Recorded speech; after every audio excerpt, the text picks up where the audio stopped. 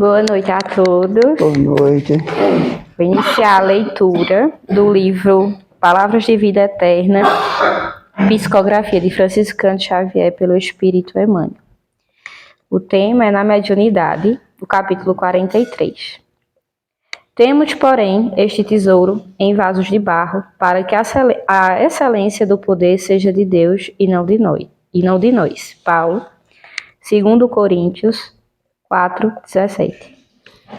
Utilizando as faculdades mediúnicas de que foste dotado, não ouvides que funciona à guisa de refletor, cujo material de estrutura nada tem de comum com a luz que retrata. O espelho, seja de metal ou de vidro, detém os raios solares, sem comungar-lhes a natureza. E o fio simples transmite o remoinho eletrônico, sem partilhar-lhe o poder. Entretanto, se o espelho jaz limpo consegue reter a bênção da claridade, e se o fio obedece à inteligência que o norteia, converte-se em portador da energia. Assim também a mediunidade, pela qual, sem maior obstáculo, te eriges em mensageiro de instrução e refazimento, esperança e consolo. Através dela, recolhes o influxo da esfera superior sem compartilhar-lhe a grandeza. Mas se guardas contigo humildade e correção, converte-te-ás no instrumento ao socorro moral de muitos. Todavia, assim como às vezes o espelho se turva e o fio se rompe, exigindo reajustamentos, também a força mediúnica em tua alma é suscetível de rupturas diversas, reclamando trabalho restaurativo. Não te afastas, assim, ao desânimo ou à negação, se essa ou aquela dificuldade aparece na obra do intercâmbio. O erro, no clima da sinceridade, é sempre lição. Afevora-te no trabalho do bem e recolhe-te à humildade do aprendiz, atencioso e vigilante, gastando severidade contigo e benevolência para com os outros, porque qualquer dom da luz divina na escuridade do ser humano, qual se expressa na conceituação apostólica, é um tesouro em vaso de barro, para que a excelência do poder seja de Deus e não de nós. Que assim seja, senhores. Para dar continuidade, eu convido a todos a elevar os nossos pensamentos a Deus, nosso Pai, de bondade, de ternura, de brandura, a elevar nossos pensamentos a Ele e o nosso irmão, o Mestre Jesus, a nos conectarmos com essa luz que enobrece nossas almas, essa luz que nos tira dessa escuridão que muitas vezes adentramos e muitas vezes não conseguimos ver a luz que resplandece lá no final do túnel. Às vezes é necessário que muitos nos sustentem, nos estendam as mãos para socorrer.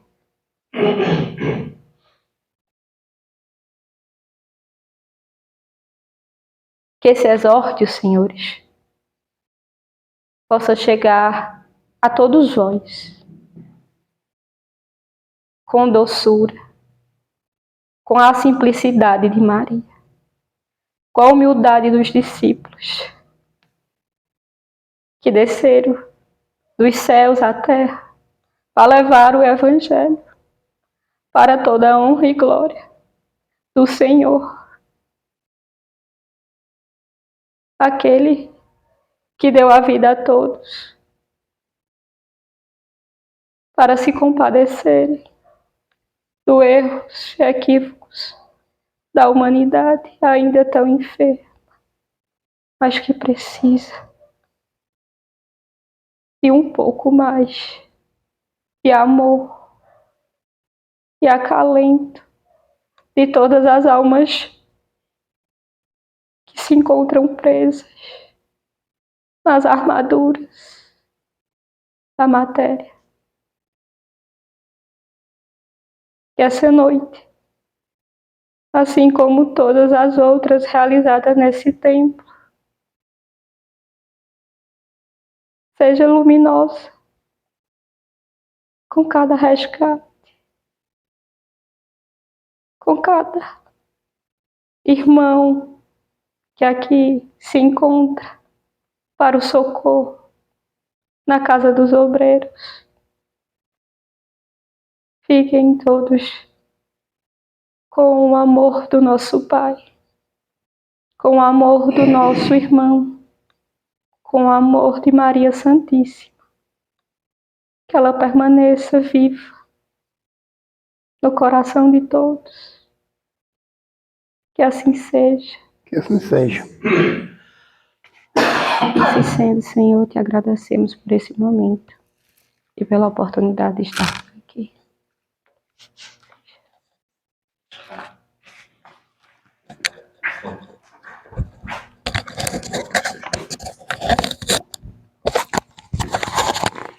Boa noite. Dando continuidade ao estudo, nós estamos no capítulo 24, no item 268, onde nós estamos na 16ª pergunta que Kardec faz, né? Hoje vamos estudar a 16ª, a 17ª e a 18ª. 68, né? Do item 268, que é a identidade dos espíritos.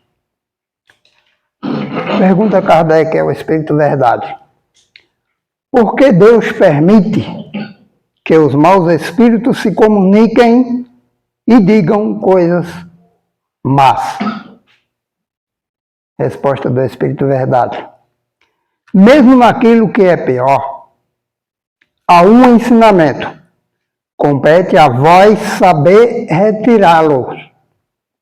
É preciso que haja comunicações de todas as espécies para vos ensinar a distinguir os bons espíritos dos maus e a vós mesmo vos servir de espelho.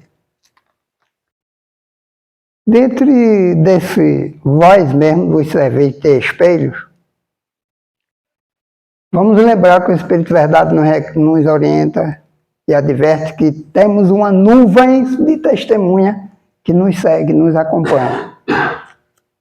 Como ele nos orienta aqui, adverte, nós mesmos servirmos de espelhos para eles, para o crescimento. Que exemplo estamos dando? Aí vemos em muitas, como sempre repetimos aqui, muitos esclarecimentos. O irmão pede à entidade espiritual paciência. E ele se refere ao esclarecedor: paciência, você me pediu paciência. E hoje que a esposa não fez o prato preferido, você jogou o prato com toda a extensão do balcão, né? Aí testemunha para nós aí, temos essa nuvem de testemunha que nos segue. Falasse isso. E foi passou uma situação parecida. Eu não lembro exatamente agora, Pedro, o que foi, porque estava no livro dela, que ela conta. Eu não lembro se ela perdeu a paciência, se ela se irritou, eu não lembro exatamente o que foi. E parece que ela quase sofreu um incidente. E aí, quando ela sofre esse incidente, ela vê um perseguidor, né? Um dos vaqueiros, dizendo assim: quase te peguei. Porque ela tinha tido algum. a gente acha que esses médios não têm os mal-estares dele, tem, né? Ivone uma vez teve um aborrecimento, jogou-se na cama, dizendo que era a pessoa mais infeliz do mundo, que era miserável. Aí Bezerra pegou ela pela mãozinha, desdobrou, ela era onde? Acho que era em Minas que ela morava, né? E levou para uma favela no Rio de Janeiro. Na última, não era como hoje, lá nos anos 50, eu acho, né? A última casinha, assim, um casa não, né? Um barracão de zinco, uma coisa assim, terrível. Tanto que ela chegou, a mulher estava morrendo, e os espíritos foram influenciar umas freiras, que estavam fazendo um trabalho de caridade, para ir naquele bar lá em cima. Quando chegou lá, ela estava morrendo na época da tuberculose, e o bebezinho dela, ela só estava esperando e pedindo a Deus que chegasse alguém. Enfim, salvaram o bebê, né? Ela morreu ali na hora. Aí elas tomaram as providências. E aí Ivone desperta na cama, já. Ao lado do Bezerra, olha para ela assim, se aí. Sua vida é difícil? Ela não era rica, tudo bem, mas morava num sítio, tinha todas aquelas coisas. Não faltava, né? Não faltava que o feijão, o arroz, a verdura, a galinha guisada. Elas foram um desses rompantes de menina moça que, é que a minha vida não vale nada. Aí Bezerra fez, não reclamou não, só levou para ver a situação do barracão. Você lembrou sempre do argumento que sempre citamos. Porque Deus permite que eu sofra desse jeito, né? É essa situação. E temos espíritos enganadores dentro do nosso trabalho porque permitimos. Se não dermos nem atenção, eles vão se retirar, porque ninguém suporta a falta de atenção, né? Especialmente quando a faco é, né? Exatamente. Aí, em semelhança a esse número 216, vamos voltar ao 267, no número 23. O item 267, no número 23. Por que voltamos aqui? Porque Kardec nos adverte que não basta saber ou interpretar ou julgar a comunicação. Ele pede que busquemos conhecer a natureza do espírito. A natureza dele, saber se é boa ou mal, se não. E como é que conseguiríamos fazer isso? Qual a base? Kardec. Se não estudar Kardec, não saberíamos, né? A pergunta que Kardec faz: não basta interrogar um espírito para conhecer a verdade. É preciso, antes de tudo, saber a quem se dirige.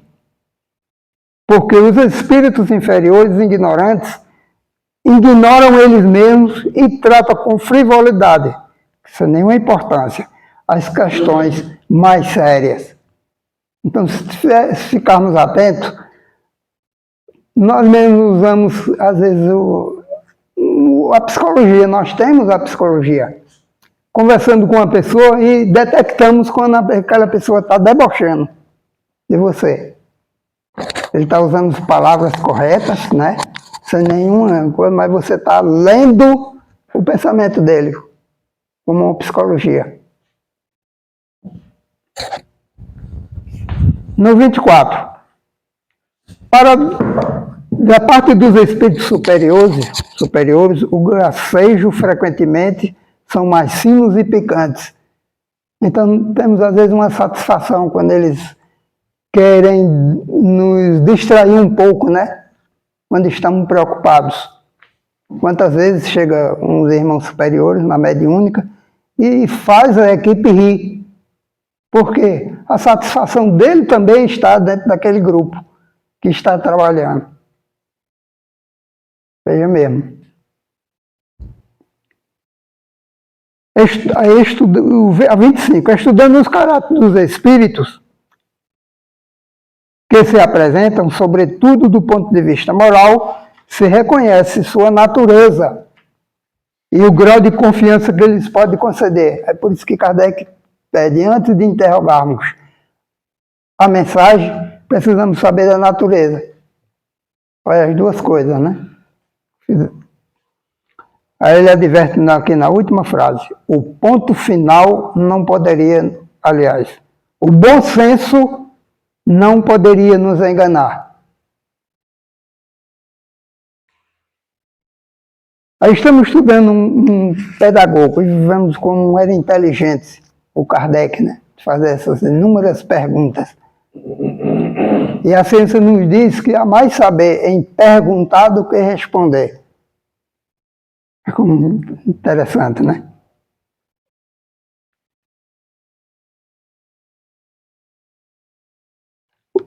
Nós sabemos que os espíritos nos enganam não só pela mensagem escrita, verbal, como também pela imagem.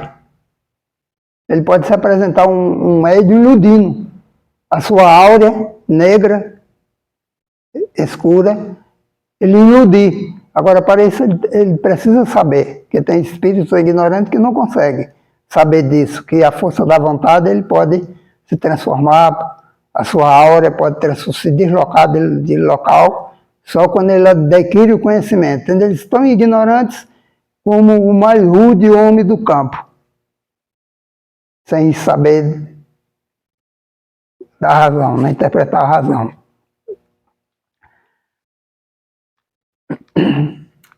Podemos também fazer uma semelhança ao item 268, a questão número 14, foi passada por Igor, né? A 14. Uma vez que certos espíritos podem enganar pela sua linguagem, pode também, aos olhos do médium vidente, tomar uma aparência, uma falsa aparência. Veja mesmo. E quando é que o médium sabe disso? Ele tem que estudar, Kardec. Se não estudar, ele vai lembrar lá que Kardec orienta que nós transmitimos uma áurea de sensação. Dócil, agradável, repugnante.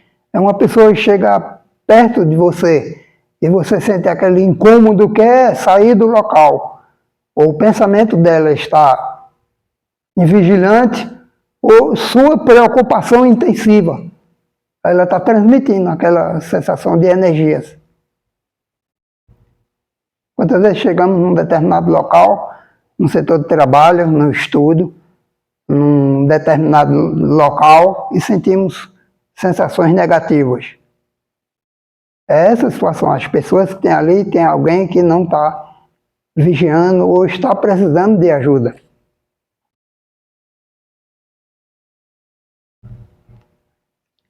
O médium vidente pode ver os espíritos levianos e mentirosos, como outros ouvem ou escrevem sob sua influência. Os espíritos levianos podem aproveitar essa disposição para iludir com aparências enganadoras. Isso depende da qualidade do seu espírito. Como eu disse, o espírito ele tem que tomar ciência que ele não usa mais a palavra, a força da vontade, do pensamento dele, ele consegue realizar. E veja bem, quando o espírito tem o saber, sabe a hipnose e tem ciência que o pensamento dele ele pode prejudicar qualquer um. Esse é o mais difícil. Você citando isso naquele Libertação, tem um caso de uma das médiuns que ela é excelente médium, mas no momento do sono ela é atacada por duas entidades que se dizem os guias dela. E aí durante esse diálogo eles dizem assim, bota ela para baixo. Que a mediunidade dela é fraca, que é mentira, que nenhum espírito está se comunicando por ela. E isso vai rolando, até que isso André Luiz chocado. Aí o mentor dela, para mostrar a André Luiz, esse veja o que eu vou fazer. Isso estão numa região trevosa, né? Aí, qual o X da questão?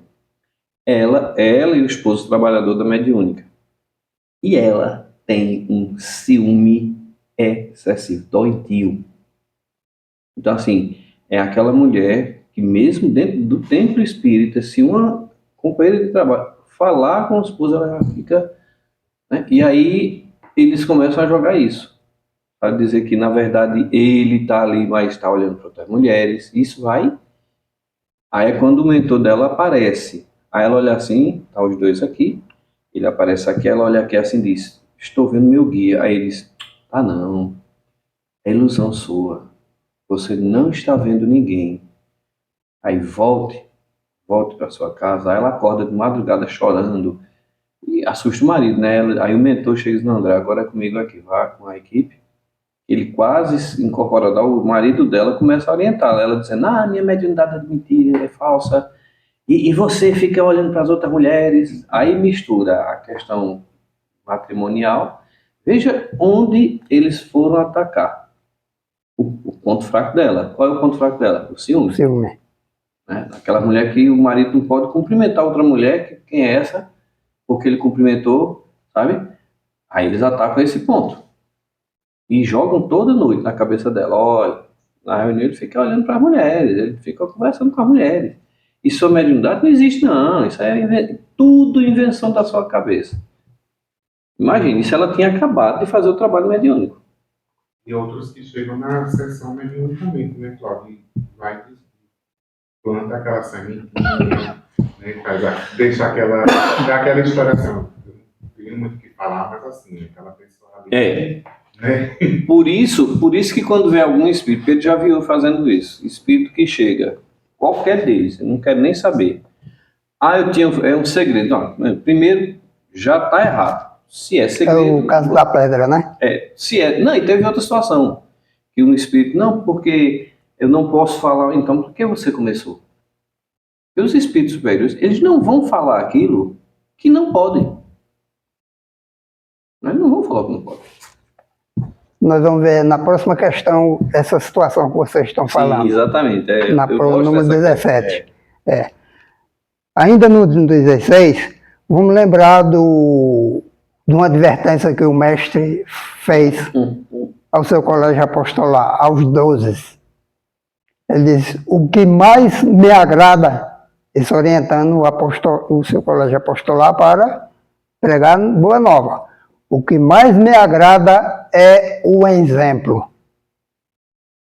Veja mesmo.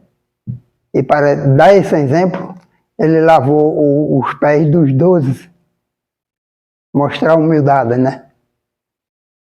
E só assim, com humildade, poderemos chegar ao que pretendemos, né? Com arrogância, como o nosso irmão foi advertir, o irmão é vigilante, que ele estava acompanhando ele, né? Paciência, qual foi a verdade, provou que realmente estava seguindo ele, né? Que ele não tinha postura moral de pedir a ele para ser paciência. Alguma colocação sobre esse número 16? É sobre por que Deus permite que os espíritos venham nos enganar, né? Aí, o Espírito de Verdade pede que tenhamos que estudar para adquirir essa postura moral e trabalhar para o nosso também crescimento, né? Vimos no exórdio sempre trocando o espelho. Devemos ser espelho, aí vem na primeira questão, né? Vós mesmos vos servir de espelho para os nossos irmãos que nos acompanham. Quantas vezes, numa comunicação, o esclarecedor está fazendo um esclarecimento, um irmão, e já com outro médio, o outro esclarecedor se aproxima, ele transmite. Eu já estou sendo esclarecido. A orientação que o irmão está dando, o meu irmão, foi para mim também. Como já aconteceu na reunião mediúnica. Acontece muito, na verdade. Exatamente. A 17ª. Aí que antecipa, vocês anteciparam aí o Igor e o Cláudio, né? Sobre essa 17ª. Os espíritos podem, por meio de comunicações escritas, inspirar injustas desconfianças contra certas pessoas, indispor os amigos. famoso espírito. Fazer uma calúnia ou uma acusação crime. É o espírito fofoqueiro, né? Fofoqueiro. Igor tava falando mal de tudo. Isso. E tem irmão fofoqueiro que é barubem, né? Como sabe, tem a questão do espírito e tem a questão da escrita. Eu falei da outra vez que a questão da influência de um livro, né? Veio de fulano e tal, e aí psicografado, né? Então, a influência que esse espírito também causa no que está recebendo essa informação, né? Como aquela história que a gente já falou várias vezes aqui. O que eram os livros psicografados de antigamente para o que é os livros psicografados de hoje, né? E aí, então, esse contexto muda muito quando você pega uma obra inicial de um autor e você pega essas últimas obras, agora você vê a diferença que tem da obra, da linguagem passada, né? A projeção que a pessoa está recebendo e está passando para o leitor que está lendo. Ele instiga você justamente a imaginar o contrário ao carinho, ao amor, à caridade. É isso que Igor falou, Pedro. Aconteceu, um companheiro deles contou um caso lá em Recife, no centro. Ele chegou para a reunião, a pública, né? O pessoal entregando as mensagens, e aí quando ele começou a ler a mensagem, ele, poxa, tem alguma coisa errada. Mais ou menos a mensagem dizia assim, eu também não concordo com esse tipo de mensagem, assim, de tom ameaçador.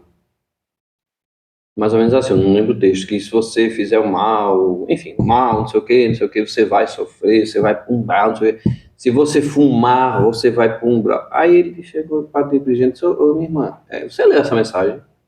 Ela não tinha lido. Ele disse, olha, eu concordo, cigarro é um vício, certo? É um vício, está acabando com sua vida, é um suicídio indireto, isso a gente sabe, a gente diz isso. Mas o cidadão vai sofrer horrores porque fuma? Vai para zonas umbralinas porque fuma? Eu conheço muita gente boa que fuma. Ela é mesmo, né? Veja, eles estavam distribuindo a mensagem assim. Então, imagina quem... Sempre tem alguém que fuma, que vem para o centro. Né? O que é que a gente diz? Você vai fazer um tratamento? Você vai ter que parar de fumar. É a mesma coisa, você vai no médico. Né? Você tem que parar de fumar ou de beber. Aí eu não vou nem parar de fumar nem beber. Bom, então é outra história. Mas eu dizer, numa mensagem, isso aí que Igor colocou, né? Que é de um espírito que está dizendo, se eu fumar, eu vou para zonas umbralinas, porque o pessoal dissemina umbral, essas coisas, como o inferno dos espíritas. Já ouvi gente dizer isso. Cláudio, o umbral é o inferno dos espíritas. Não, que não existe o inferno teológico no espiritismo. As pessoas colocam algumas imagens muito fortes para mostrar como... Existe, lógico, a gente sabe, mas ali é uma consequência natural das suas ações. No momento que você mudar de posturamento, você pula fora dali. Agora a turma passa isso, né? É o inferno dos espíritas. Tanto que a gente faz uma peça espírita, teve um momento que o rapaz disse, qual é a cena do inferno de vocês, hein? Aí do que? Aquele lugar lá, não tem o lugar do cão? Qual é de vocês? É uma leitura de linguagem que o pessoal coloca, aí as pessoas distorcem, porque de fato acreditam naquilo que está vendo e não vê que aquilo é só uma ilustração, né? Uma pergunta de Kardec a respeito de verdade, porque os espíritos inspiram injusta desconfiança, né? Se podem, né? Entre um grupo, se podem. A resposta. Os espíritos perversos e invejosos podem fazer no mal tudo o que fazem os homens. Por isso, é preciso pôr-se em guarda. Aí o mestre sempre nos advertiu, orai e vigiai para não cair em tentação. Os espíritos superiores são sempre prudentes e reservados quanto tem a censura. Não dizem nada de mal. 2 pontos. Advertem com respeito. Muitas vezes uma advertência dessa, ele se refere a um dos membros do grupo, mas todo o grupo fica em reflexão. Eu devo ter agido dessa forma, eu devo ter... Então eles fazem num propósito geral. Sempre geral. Emmanuel fez isso com um cidadão que na reunião mediúnica ele fez um padre, um pastor desencarnado com aquela situação, né? E ele começou a esclarecer com ironia, entendeu? Cutucando, né? Dando aquela cutucadazinha. E no final, Emmanuel puxou a orelha, advertindo que, ele disse assim, Pedro, tem que tratar com a mão isso, meus irmãos. Os nossos irmãos caídos em desilusão devem ser tratados com todo o amor do mundo. Aí eu, opa. Porque tem espírita desiludido, né? A gente não pensa que espírita desencarnado é tudo... né? Tem espírita desencarnado desiludido. Agora veja o que eles fazem. Eu adoro Esses isso aqui. nossos irmãos superiores. Eu adoro isso aqui. Veja mesmo. Ele não provoca alguém a se retirar de um grupo. Ou de Mas- pessoa, né? Mas se dois elementos num grupo não batem, para eles não continuarem com divergência dentro do grupo e perturbar o trabalho, veja o que os espíritos superiores fazem. Se querem que, no seu interesse, duas pessoas cessem de se ver, farão nascer incidentes que as separa de um modo natural. Então, uma vai se sentir tão magoada com a outra, com aquela situação, que se separa. Aí eu vi uma reportagem do nosso irmão Jacó, dizendo que tem um bichinho, principalmente dentro das casas espíritas, que provoca muita divergência e perturba muitos trabalhos. Ele diz, sabe que bichinho é esse? É o melindre. Quando nos melindramos, somos melindrosos, não aceitamos divergência de nenhum companheiro ou de um irmão. E o nosso ponto de vista é intocável. Está certo e é injusto fazer divergência. Veja mesmo.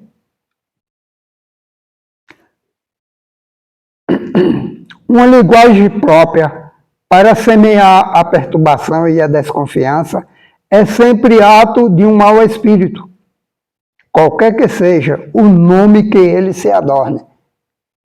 Aí, lembrando sempre aqui, em um determinado trabalho, que um irmão se antecipou o trabalho e apresentou lá um escrito com 3 palavras.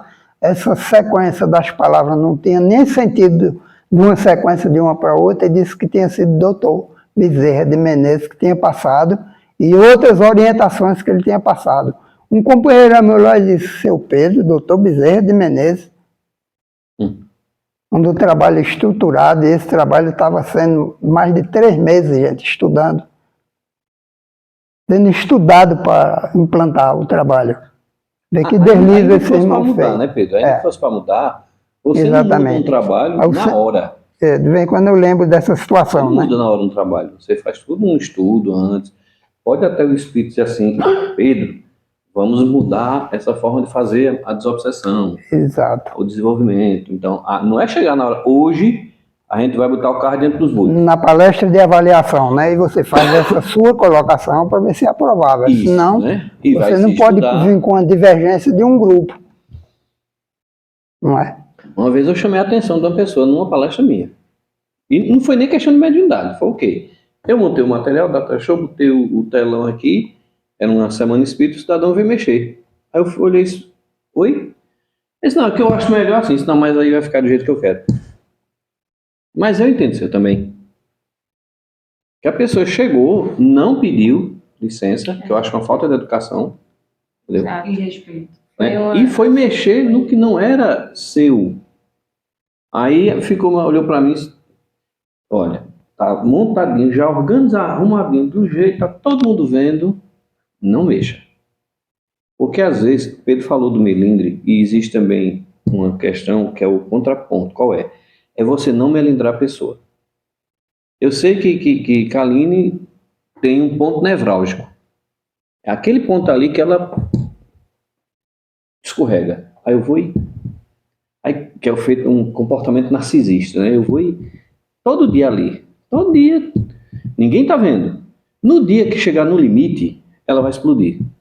Aí todo mundo vai dizer, rapaz, tu viu lá, Kaline? Só da explosão. Uma sobre a besteira, explosão. rapaz. Alguém? Todo dia no centro espírita e agora é importante hoje. E ali define você Isso. por aquela atitude. Exatamente, então, você fica com aquela isso é a questão de. encaixada. Vamos imaginar. Parece que você nunca prestou na vida.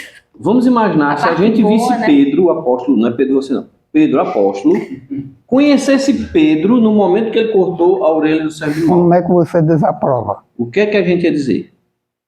Cara, Não Jesus sou está eu. andando com um cavalo batizado aí, violento, Exato. né? Porque eu vi Pedro no momento que ele teve uma atitude abrupta, né? Então, assim, é importante a gente ter o cuidado, não se melindrar, né? E também não sair cutucando o outro na ferida dele. Ah, tá, mas eu aguento todo. Ah, você. Você não sabe o limite do outro. O que o outro está passando. O outro está errado, ninguém vai discutir se ele não consegue. A gente precisa humanizar-se, humanizar o próximo e ver, acima de tudo, o lado psicológico de todo ser humano. Porque às vezes você está carregando o mundo na sua cabeça com 2 palitinhos assim, ó. E ninguém sabe. Né? Então precisa ter muito cuidado com isso. Desse jeito. Não acolhais. Não acolher. Não. Acolher, é isso. Nas comunicações dos espíritos, não tomais senão o que há de bom, de grande e de racional, o que a vossa consciência aprova. Aí ele diz, assim, não acolha senão as com circunspecção, com um exame demorado, né, com raciocínio, o mal que um espírito pode dizer de vós, sobretudo quando um bom espírito já dito bem.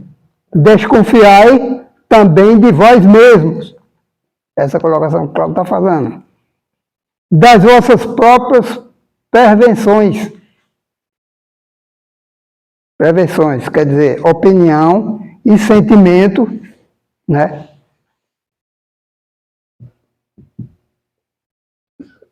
De reprovação sem um senso racional. É semelhante a esse vamos voltar ao 267, a última questão 26. Como o Cláudio já começou a tocar nesse canto, usar o bom senso. Não é minhas convicções que eu devo estar julgando um determinado espírito sem estudar Kardec. Eu não vou ter base. Aí ele adverte aqui no item 267, na última pergunta, a 26.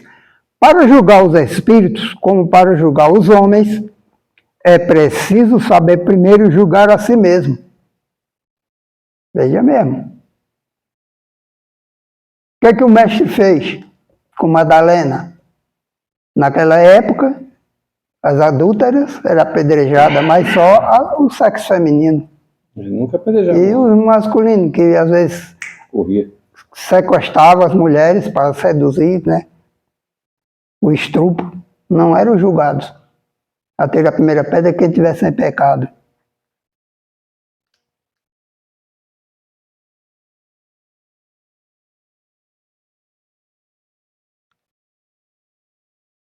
É primeiro julgar a si mesmo. Infelizmente, há muitas pessoas que tomam suas opiniões pessoais por medida exclusiva do bom e do mal, do verdadeiro e do falso. Tudo o que contradiga sua maneira de ver, suas ideias, o sistema que conceberam ou adotaram, é mal aos seus olhos. Alguém vier Aquilo que você falou. fazer uma recriminação à doutrina espírita, eu não vou estar discutindo, nem estar julgando aquele irmão, não. Quando ele tomar conhecimento da filosofia, ele vai ver que está numa contradição. É um incipiente o conhecimento da filosofia, né? Aqui isso que você falou, né? Daquele evento. Exato. Do espírito, do médium dizer, a gente vai mudar o trabalho porque foi Bezerra de Menezes que falou. Nessa questão aí, Pedro, eu lembro que, acho que eu tinha uns 20 e poucos anos, eu estava numa instituição e chegou um médium No estudo, assim, no estudo ele disse que na instituição, o guia espiritual dele chegou para ele um dia e disse assim: Pedro, tem pessoas falando mal de você na casa. É mesmo? É. Hoje na reunião pública eu vou lhe mostrar quem são os 3 que falam mal de você. Se ele contando, né? Ele disse que entrou no centro aí, tipo assim, tinha uma sala assim, abre esta porta.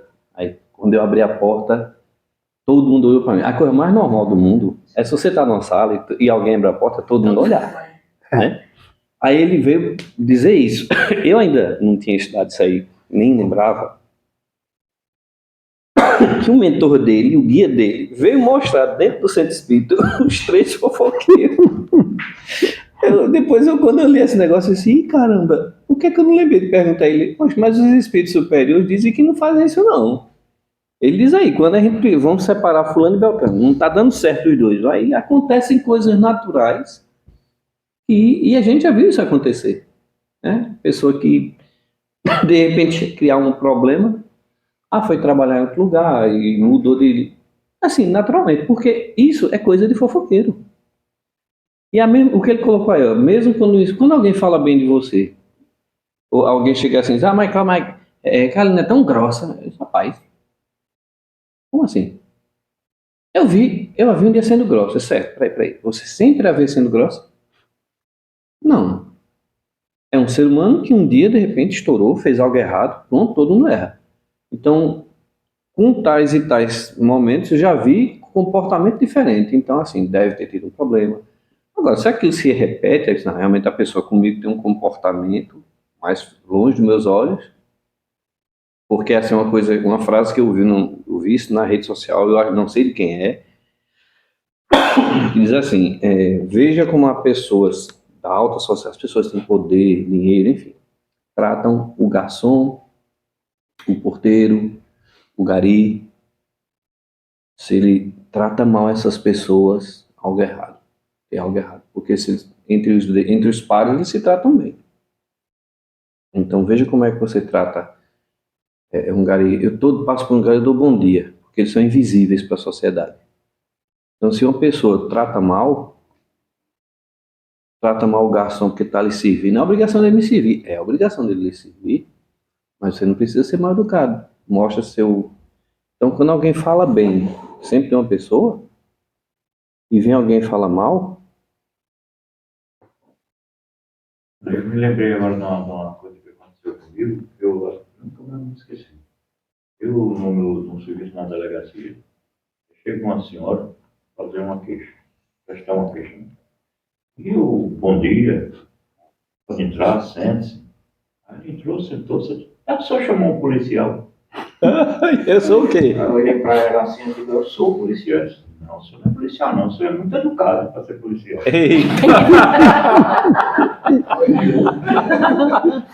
Ela já chegou com os pés na jugular. Eu tratei ela bem, hein? Bom dia, sente-se. Esse não é policial, não. O policial é disse, quando eu chego, o policial é muito educado.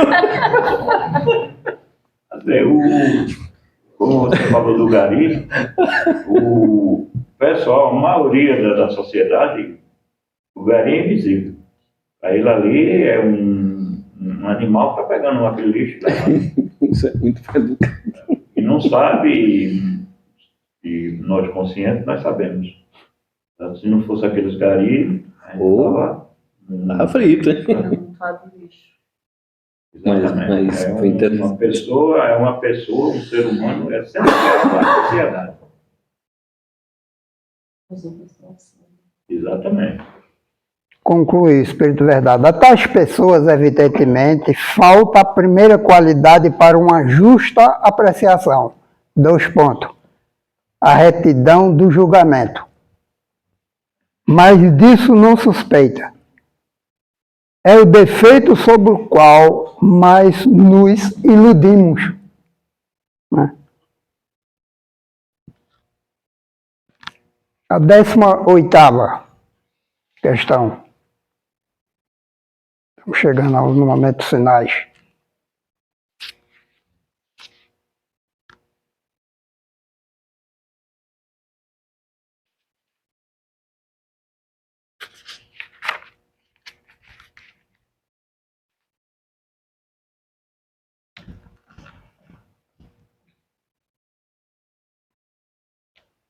Pergunta de Kardec. Pela facilidade com a qual os maus espíritos se misturam nas comunicações, parece que não se está jamais certo de se ter a verdade? Pergunta de Kardec, né? Sempre está a mistura, né? Mas se estudarmos Kardec, saberemos ouvir aquele irmão e verificar se ele está nos iludindo, né? Ou está em contradição com a boa nova.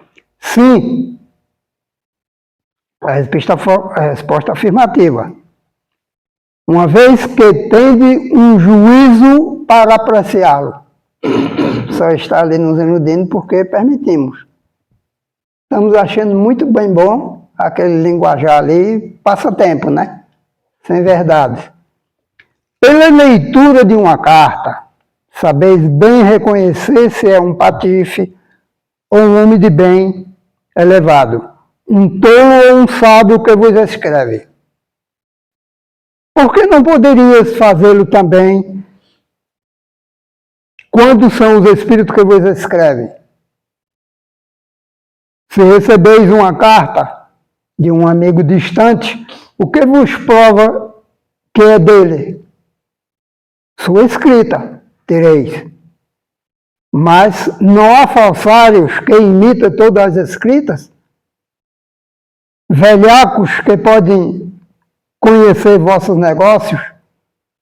Entretanto, há sinais com os quais não vos enganais. Ocorre o mesmo com os espíritos.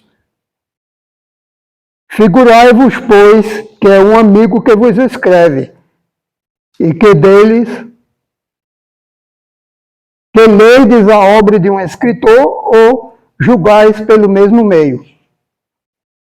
Então, se estivermos atentos à comunicação, à mensagem, né, antes que ela venha a público, principalmente as mensagens que se for levar a público, faça um exame meticuloso. Aí, como Kardec nos diz, se distinguis entre 10 verdades, achais que 9 estáis recusando, é melhor também tu recusar a outra. E Kardec nos adverte. Se um médium cometeu um deslize de sua autenticidade dentro do grupo, é melhor rejeitar suas comunicações, que ele diz que há uma serpente escondida por trás do mando. Por quê? A minha índole, a minha personalidade, qual é a falange que está me acompanhando? Espírito na minha semelhança.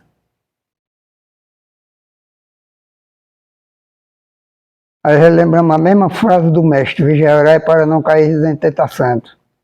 O espírito é forte, mas a carne é fraca. Né? E nós estamos chegando nos momentos finais. Eu solicitaria a vocês ler o capítulo 24 do Evangelho segundo o Espiritismo, os falsos profetas. E se encaixa nesse ensinamento do Kardec aqui, na identidade dos espíritos, nessas questões. Que o Mestre ilumine nossas consciências e os nossos benfeitores amigos nos ajudem na continuidade do trabalho da noite. Muito obrigado pela sua atenção. O pessoal às vezes leva gato por lebre, né? Porque não analisa. Então vamos fazer a nossa prece de encerramento. Pedir a Igor fazer. E depois vamos nos dirigir ao trabalho, aqui para o trabalho mediúnico.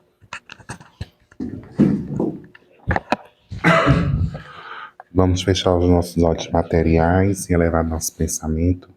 E na noite de hoje agradecer por todos os momentos de proteção que tivemos, por todos os ensinamentos. Que Deus possa nos guiar e nos levar com paz e tranquilidade aos nossos lares. Que possamos ter noites tranquilas em sua paz. Que os trabalhos na segunda etapa também estejam com a sua proteção Assim seja. Assim seja, em nome de Jesus, Maria de Nazaré, Joana de Anjos, encerramos o estudo da noite.